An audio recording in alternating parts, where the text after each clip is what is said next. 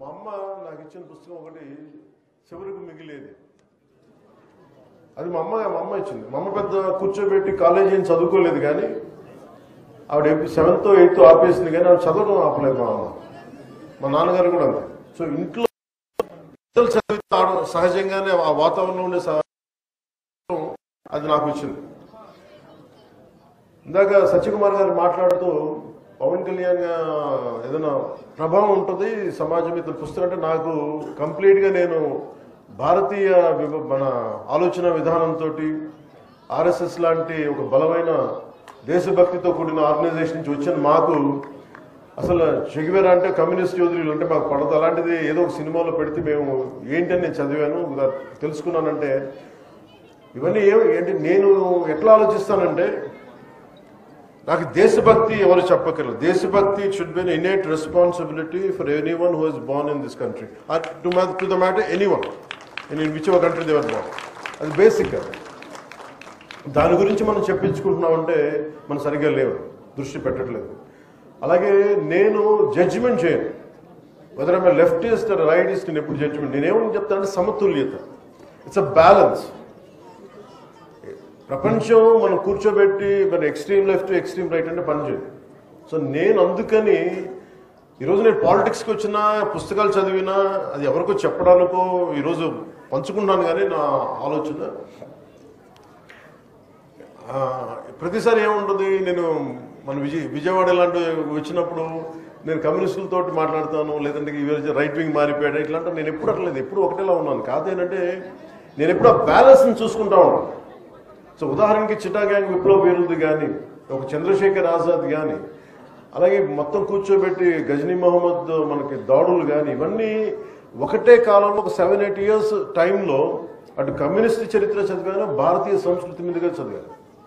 అలాగే నండూరు రామ్మోహన్ రావు గారి విశ్వదర్శనం కానీ, ఇవన్నీ కూడా నా మీద చాలా ప్రభావం చూపించే ఇవన్నీ.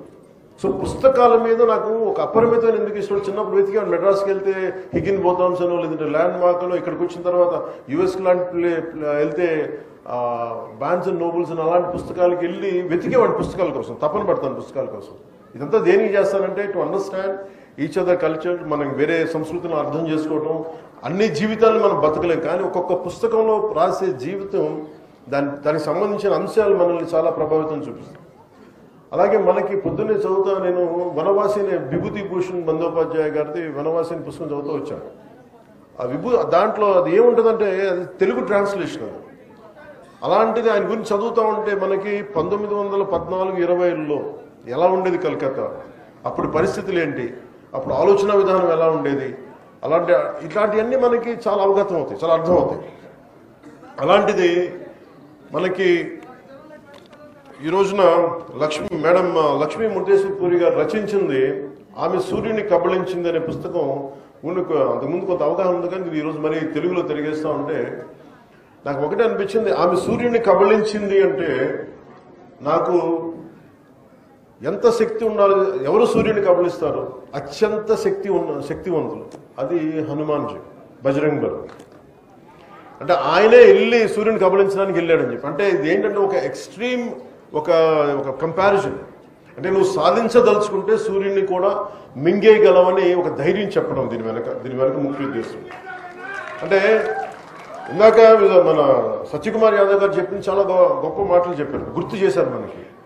మనం ఎప్పుడు కూడా ఇంగ్లీష్లో మిస్టర్ అండ్ మిస్సెస్ అంటామని చెప్తాం, కానీ తెలుగులో మటుకు మనం ఎప్పుడు కూడా మన దేశ సాంప్రదాయంలో మనం ఎప్పుడు స్త్రీనే ముందు పెడతాం. ఇది మాతృస్వామ్య వ్యవస్థ. అందుకే భారత్ మాతాకి జై అంటాం తప్ప భారత్ పితాని మాట్లాడడం, భారత్ మాతే అంటాం మనం. అంటే స్త్రీకి మాతృస్వామ్య వ్యవస్థకి మనం ఇచ్చే అత్యంత గౌరవం. అలాగే ఆమె సూర్యుని కబళించింది అని అంటే ఇది ఎంత ఇన్స్పైరింగ్ టైటిల్ అంటే ఆవిడని సూర్యుని కబళించడం ఏంటి, ఇలాంటివన్నీ ఫస్ట్ చదువుతాయి. మనకి చదివే వాళ్ళకి ముందేంటి ఎలా ఒక టైటిల్ ఎలా ఉండాలి అనేది అంటే మీకు నచ్చుతుంది. ఓజీ అంటే ఏంటని మీరు ఎట్లా సినిమా పరంగా మీరు ఆలోచిస్తారా అంటే అదేంటంటే అట్లాగా ఎప్పుడు ఒక పుస్తకం టైటిల్ అదే ఫిల్మ్ టైటిల్ ఏదైనా సరే ముందు మనల్ని ఉత్సుకత రేకెత్తించారు. అలాంటిది ఆవిడ లక్ష్మీ ముర్దేశ్వర్ పూరి గారు ఆవిడ ఒక డిప్లొమాట్, ఒక ఐఎఫ్ఎస్ చదువుకొని ఆవిడ డిప్లొమాట్, అలాగే ఫార్మర్ అసిస్టెంట్ సెక్రటరీ జనరల్ యుఎన్కి. ఆవిడ నుంచి మనం ఎలాంటి పుస్తకం ఆలోచిస్తాం జనరల్గా రాశారంటే ఇలాంటి పుస్తకం అయితే ఆలోచించాం. అంటే స్టార్టింగే మనకి మధుబాబు గారి షాడో నవల్స్ లాగా లాగిపెట్టి ఒకటి కొట్టాడని ఎలా వస్తుంది మనకి, ఒకవేళ వింటి నదుల బాణంలో ముందుకు పరిగెట్టాడు అనేది ఒక యాక్షన్తో స్టార్ట్ అవుతుంది. Any good story should captivate you immediately, should grab you into the narrative. అలాంటిది ఈ పుస్తకం మీరు చదవండి దయచేసి ఈ పుస్తకం. అయితే దీంట్లో బాగా నచ్చింది ఏంటంటే ముందు రావడంతో ఒక బీకా అనే కుర్రవాడిని, ఒక ఇద్దరు అమ్మాయిలు, మాలతి కమల అనే అమ్మాయిలు ఇద్దరు, వాళ్ళని ఏడిపిస్తూ ఉంటారు. వాళ్ళిద్దరిని ఏడిపిస్తూ ఉంటారు. ఆ బీకా అనే ఒక కుర్రోడు, అందులో ఒక 60 మంది కుర్రోళ్ళు, వాళ్ళు రోడ్డు మీద వెళ్తూ ఉంటే, వాళ్ళు గ్రామంలో వెళ్తుంటే వాళ్ళని ఏడిపిస్తూ ఉంటారు. మీకు చదువులు ఏంటి అది ఇది అని చెప్పి వాళ్ళు కూర్చుంటే వాళ్ళని ఏడిపిస్తూ ఉంటే ఆ మాలతి అనే యాక్చువల్లీ కథానాయకు కోపం వస్తుంది. చిన్నపిల్ల కోపం వచ్చినప్పుడు నేను తలుచుకుంటే నేను మట్టిలో కలిపేస్తానని అంటాను. అంటే వాళ్ళందరూ కుస్తీ యోధులు, వాళ్ళందరూ కుస్తీ పట్టేవాళ్ళు. అంటే నువ్వు ఆడపిల్ల నువ్వేం చేస్తావంటే, ఆ అమ్మాయి స్కూలు ఈ లోపల గొడవ జరగబోతుంది, ఈ లోపల పెద్ద మాస్టర్ స్కూల్ మాస్టర్ వచ్చేస్తే మళ్ళీ గొడవ ఆగిపోదు. గొడవ ఆగిపోయిన తర్వాత తను అవమానం చేసిన వాడిని వదలదు అమ్మాయి. నువ్వు ఎలారా మాట్లాడుతావు, నాకు శక్తి లేదని ఎలా అంటావని చెప్పి మాలతి ఏం చేస్తుంటే కూర్చోబెట్టి మళ్ళీ ఛాలెంజ్ చేస్తుంది. నువ్వు రారా, ఇది కొట్టడానికి సిద్ధం అని చెప్పి స్కూల్ అయిపోయిన తర్వాత వచ్చి, ఇదంతా ఎప్పుడు జరుగుతుంది, స్వాతంత్ర సమయం అంటే before pre independence time. So అమ్మాయి వచ్చి చాలా తనకంటే ఎత్తైన వాడిని, తనకంటే బలమైన వాడిని, వాళ్ళు కుస్తీలతో లంగోడీలు కట్టుకుని అలాంటి వాళ్ళని ఒక 60 మంది అబ్బాయిల మధ్య ఆడపిల్ల వచ్చి ఎలా కొడద్దంటే పాపం అమ్మాయిని కొట్టేస్తారు, ముందు ముక్కులోంచి రక్తం వస్తూ ఉంటుంది. అలాంటిది అమ్మాయి 2 దెబ్బలు తట్టుకొని కింద పడి లేచి ఒక్కసారి రాముడు రావణాసురుని ఎలా కొట్టాడో, నాభి మీద కొట్టాడు అన్నట్టుగా ఒకసారి గుర్తు తెచ్చుకొని ఒక పిడికిలు బిగించి సోలార్ ప్లెక్సెస్ మీద గట్టి దెబ్బలు 5-6 కొడదు. వాడు అలా కింద పడి కూలు పడిపోతాడు. దీంతో స్టార్ట్ అవుద్ది మాలతి క్యారెక్టర్, ఈ ఆమె సూర్యుని కబళించిందని. అంటే this shows the amazing writing ability and of madam Lakshmi Murdeshwar garu. And it is so captivating, madam. The very opening pages are so captivating. It immediately drags it, immediately pulls you to finish the reading at one go. And you have done a fabulous job. Dinto manaki idi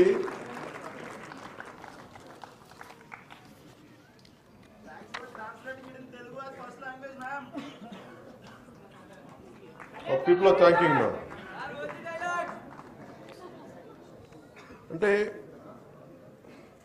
ఈ నవలలో నాకు అనిపించింది ఏంటంటే, ఈ నవల నాయిక మాలతి జీవిత ద్వారా రచయిత్రి భారత స్వాతంత్ర పోరాటం, మహిళా సాధికారత, ఆనాటి సామాజిక పరిస్థితుల్ని మనకి ఇందాక మీరు చెప్పినట్టుగా చాలా మన ఎమోషన్స్ దగ్గరగా ఉండేలాగా కళ్ళగట్టినట్టు చేపించారు. అలాగే మాలతి ధైర్యం, మేధస్సు, భారతీయ మహిళ తాలూకు ఆత్మగౌరవానికి ఒక ప్రతీక. ఆడపిల్ల చదువుకోవడం నేరంగా చూసే కాలంలో ఆవిడ విద్యను అభ్యసించింది. సో ఇలాంటి న్యాయశాస్త్రం పట్టా పొంది తన జీవిత భాగస్వామి తనే ఎంచుకుంది. మాలతి కేవలం కథానాయిక మాత్రమే కాదు, మన ఆధునిక భారతీయ మహిళా శక్తికి ప్రతీక. ఈ నవల చరిత్ర, రాజకీయాలు, భావోద్వేగాలను కలిపి చాలా అద్భుతంగా నడిపిస్తుంది. స్వాతంత్ర పోరాటం నుంచి స్వాతంత్రానంతరం వరకు సాగిన ఈ దేశ ప్రయాణాన్ని మన ముందుంచుతుంది. ఇలాంటి నవలని రాయడం చాలా కష్టం. కానీ దీంట్లో మీకు జిడ్డు కృష్ణమూర్తి గారి క్యారెక్టర్స్ వస్తాయి. అంటే ఇవన్నీ అది మనకు చాలాసార్లు మన హిస్టారికల్ క్యారెక్టర్స్ని రీవిజిట్ చేస్తే ఎలా ఉంటుంది అనుకొస్తాం. మనం వెళ్ళి ఈ వ్యక్తిని, గాంధీ గారిని మనం వెళ్ళి మన దగ్గర ఉన్న మనకు తెలిసిన క్యారెక్టర్ ఒకటి కలిస్తే ఎలా ఉంటుంది, ఇలాంటివన్నీ అవన్నీ కూడా చాలా ఎక్స్ట్రీమ్లీ ఒక క్రియేటివ్ ఎబిలిటీస్ తోటి ఆవిడ దీన్ని జోడించిన విధానం చాలా చాలా చాలా చాలా అద్భుతంగా ఉంది.